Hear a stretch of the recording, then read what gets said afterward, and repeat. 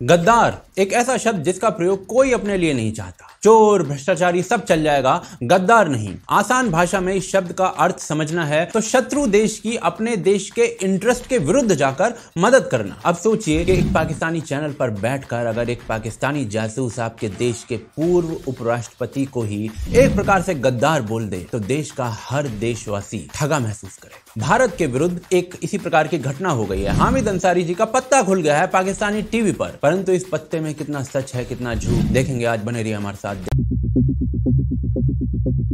11 जुलाई 2022 को भारत पाकिस्तान में social media पर एक क्लिप घूम रही होती है जिसमें नुसरत मिर्जा नाम का एक पाकिस्तानी पत्रकार कहता है कि कांग्रेस के शासन में वो भारत कई बार जाता था। हामिद अंसारी मिली गैजेट वाले जो लोग हैं उनसे मिलता था, जो भी इंफॉर्मेशन इकट्ठी होती थी वो फिर आईएसआई को दे देता था पाकिस्तान जाकर। कितना सच हो सकता है इसमें वो आगे देखेंगे, पर ये क्लिप आपको एक बार जरूर सुननी चाहिए। हमें बुलाया गया है जब हामिद अंसारी साहब नायब सदर थे तो एक सेमिनार था बहुत बड़ा जिसमें टेररिज्म पे था, तो उन्होंने उस पर भी हमने, तो मैं इस समय कहता हूँ कि ये ठीक है आपकी बात कि हम भी बहुत एक्सपर्ट नहीं हैं, लेकिन हम क्योंकि मुग़ल हैं, हमने वहाँ हुक्मरानी की है और वो हम वहाँ के हालात को जानते हैं।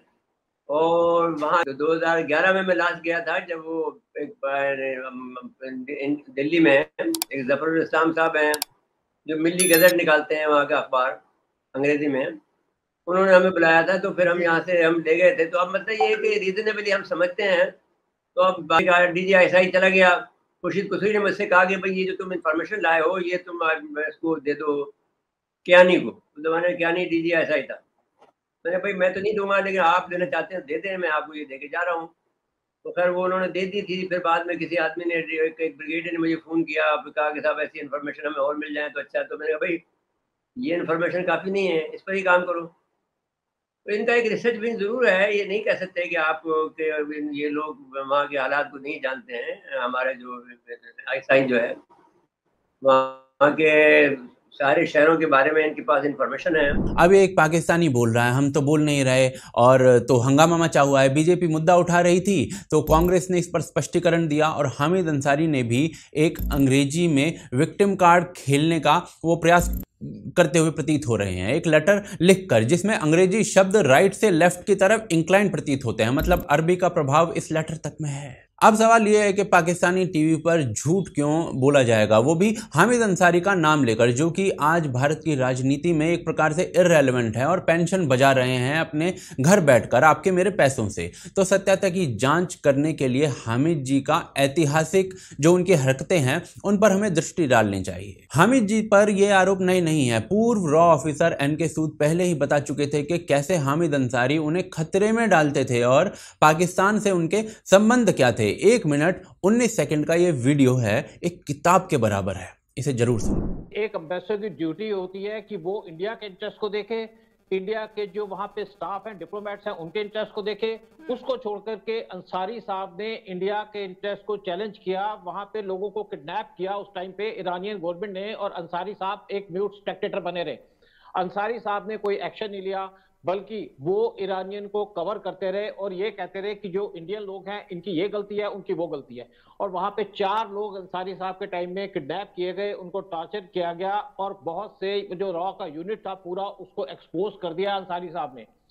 मैंने इसके बारे में रॉ, वो कोशिश ये कर रहे थे कि रॉ का जो यूनिट है वो ईरान में वो बंद हो जाए, लेकिन वो किसी ना किसी तरीके से बंद नहीं हो पाया और उनके बेसिकली जो एक्शंस थे वो टोटली अनडिजायरेबल थे। वहां पे लोगों ने, एम्बेसी के लोगों ने उनके खिलाफ प्रोटेस्ट किए, डेमोन्स्ट्रेशंस हुई वहां पे, और ये मुझे लगता है पहली बार ऐसा हुआ।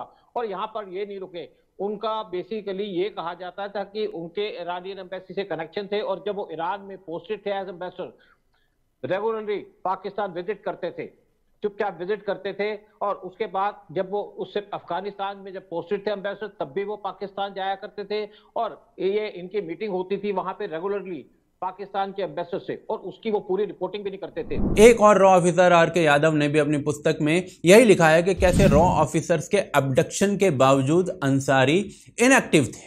आगे लिखा कि अंसारी ईरानियों से अपने संबंध जो थे वो बिल्कुल भी खराब नहीं करने चाहते थे, क्योंकि उनके बेटे की शादी ईरान की प्रसिद्ध फैमिली में हुई थी। वाह, ये तो फिल्म सी चल रही है। पर बात यहीं खत्म नहीं होती। भारत के एक टॉप डिप्लोमेट रहे दीपक वोरा के अनुसार हामिद अंसारी के ऊपर इन्वेस्टिगेशन चली आतंकियों ऑर्गेनाइजेशंस के साथ लिंक्स में, और कैसे हामिद अंसारी के लिए देश से बड़ा रिलीजन रहा। Message he was giving across, and all of us knew this, particularly those of us in the foreign services, that for him, his loyalty to his religion far exceeded his loyalty to his country. कमाल है यार, एक के बाद एक लोगों ने ये बातें बोली हुई हैं, पर हंगामा तब मचा जब एक पाकिस्तानी ने अपने टीवी चैनल पर सेम बात बोल दी। हम खुद से अधिक पाकिस्तानियों पर विश्वास करते हैं शायद, परंतु क्या हामिद अंसारी जी की हरकतें ऐसी थी? मुझे नहीं पता, आप डिसाइड कीजिए। मैं बस आपको हरकतें बताता हूँ। हामिद अंसारी जी मुख्तार अहमद अंसारी जी के ग्रेट ग्रैंडसन हैं, जो कि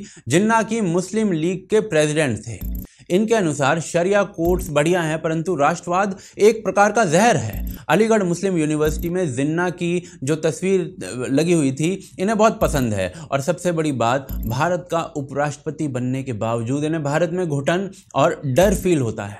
पर सवाल पूछो तो इनका ये हाल होता है। थोड़ी ना सर, लिंचिंग का थोड़ी ना धर्म होता है। तो क्या देख के होता है? क्योंकि लिंचिंग तो हिंदुओं की भी होती है सर। तो वो भी गलत तो है। हिंदू भी इनसिक्योर है, मतलब ठीक हो सकता है इनसिक्योर। अच्छा, there is a lot of insecurity in the general public on certain situation, irrespective of religion. तो मुसलमानों में असुरक्षा की भावना है, ऐसा नहीं है। मैं जिस चीज पे जिस कॉन्टेक्स्ट में जिक्र कर रहा था मैंने कह दिया था उसमें। हिंदुओं में भी असुरक्षा की भावना है लिंचिंग की वजह से। हो सकता है ईसाइयों में, जिसका धर्म से कोई लेना देना नहीं है। बस सर यही तो मैं आपसे, तो आपने कहा मुसलमान, अब आपने कहा भारतीयों में। उस कॉन्टेक्स्ट में, यस। किस कॉन्टेक्स्ट में सर? जिस कॉन्टेक्स्ट में मैं बोल रहा था। अब आप पूरी स्पीच लिंचिंग। Thank you. चलिए, thank you so much sir, thank you so much, बहुत बहुत शुक्रिया। पर क्या यार, अब केवल हामिद अंसारी जी पर हैं या फिर कुछ और लोग भी हैं इस घेर में? तो उस समय की कांग्रेस की पॉलिसी क्या थी वो देखते हैं आगे।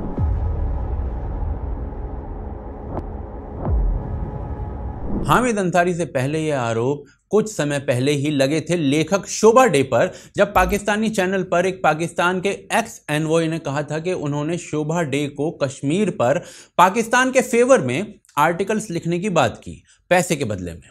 फिर जब हम शोभा डे के कश्मीर पर कुछ आर्टिकल्स वगैरह पढ़ते हैं तो वो लिख रही हैं कि कश्मीर पर तो भाई बुरहान वानी को एक तरह से वो अमर बोलती प्रतीत हो रही हैं, गवर्नमेंट को उकसा रही हैं कि कश्मीर में रेफरेंडम करवाया जाए। वही तो पाकिस्तान चाहता है। अब आप ही बताओ सच माने कि नहीं। बाकी पाकिस्तान की गवर्नमेंट एम्पलीफाई करती है अरुंधति रॉय के कश्मीर पर बयानों को, जो पाकिस्तान के फेवर में थे। इस बंदी के अनुसार भारत की आर्मी का कश्मीर में XYZ करती है और पाकिस्तान अपने लोगों पर कभी आर्मी का प्रयोग नहीं करता। बलूचिस्तान का इसने शायद नाम ही नहीं सुना है।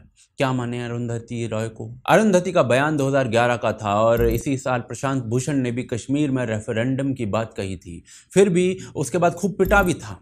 सब उसी दौरान चल रहा था, धड़ल्ले से। पता है क्यों? हाफिज सईद का ये बयान सुनिए। तो इंडिया में एक तबका मौजूद है और वो ये काम कर रहा है, लेकिन मैं देख रहा हूँ कि वहाँ बहुत बरखा दत्त जैसे लोग भी मौजूद हैं, बहुत अच्छे बात करने वाले भी मौजूद। अभी देखिए कांग्रेस में जो गुफ्तगू हुई है, कांग्रेस ने की है, बीजेपी से कहा है कि भाई आप पाकिस्तान पर इल्जामात मत दो, आप अपने घर को देखो।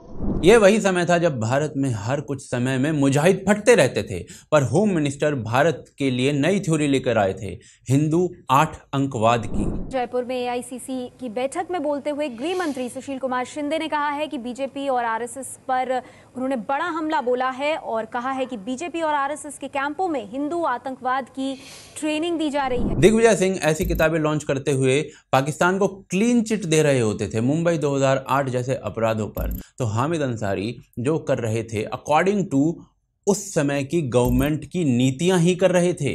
मनमोहन सिंह जी पर भी बाद में आरोप लगा कि उन्होंने पाकिस्तान से सीक्रेट मीटिंग्स की।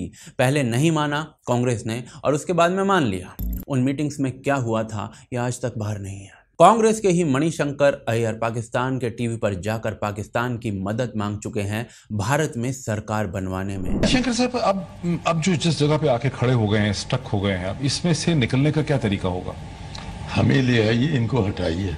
अच्छा, तो हामिद अंसारी जी की भी क्या गलती? उन्होंने एलिजिडली वही किया जो उनका कर्तव्य है दीन के लिए। आप लोग ऐसे ही हंगामा मचा रहे हैं। बाकी ऐसा ही चलता रहना चाहिए या नहीं, ये आप लोग डिसाइड कीजिए। मैं नहीं कर सकता क्योंकि मैं तो काफ़ी भोला भाला आदमी हूँ। बाकी कमेंट करिए, शेयर करिए और सब्सक्राइब कर लीजिए इसी क्षण इस चैनल को, और हमें सपोर्ट करते रहिए।